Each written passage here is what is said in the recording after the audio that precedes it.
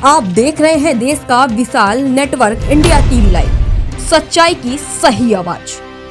ધોળકા નગરપાલિકામાં એજન્ટા રાજનો વિવાદ ગરમાયો। જન્મ મરણના દાખલામાં નાગરિકો હેરાન। ધોળકા નગરપાલિકા કચેરીમાં જન્મ મરણના દાખલા મેળવવા આવતા નાગરિકોને સીધી સરકારી સેવા બદલે એજન્ટો અને દલાલોના ચક્કરમાં ફસાવાનો વારો આવી રહ્યો હોવાના ગંભીર આક્ષેપો ઉઠ્યા છે। સામાન્ય નાગરિકો જરૂરી દસ્તાવેજો માટે કચેરી પહોંચે છે, પરંતુ ત્યાં કેટલાક મધ્યસ્થીઓ ખુલ્લેઆમ દખલગીરી કરી સમગ્ર પ્રક્રિયાને જટિલ બનાવતા હોવાની ચર્ચાએ જોર પકડ્યું છે।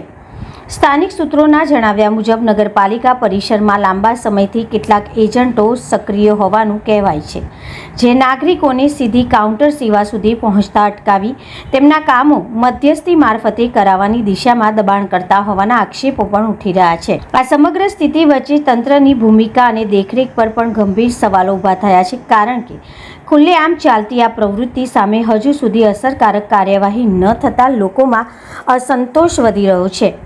નાગરિકોનું કહેવું છે કે સરકારી સેવા જો પારદર્શક અને સરળ હોય પછી એજન્ટોના સહારે જવું કેમ પડે? આ પ્રશ્ન હવે શહેરમાં ચર્ચાનો મુખ્ય મુદ્દો બની ગયો છે। લોકોમાં માંગ ઉઠી રહી છે કે નગરપાલિકા તંત્ર તાત્કાલિક કડક પગલાં ભરે, દલાલોની દખલગીરી બંધ કરે અને જન્મ મરણ સહિતની તમામ सेवाओं सीधी અને निर्भय रीते नागरिकों ने उपलब्ध करावे। देश और प्रदेश की खबरों के लिए अभी सब्सक्राइब कीजिए इंडिया टीवी लाइव, साथ ही बेल आइकन को दबाना बिल्कुल ना भूलें, जिससे सबसे पहले खबर आप तक पहुंच सके।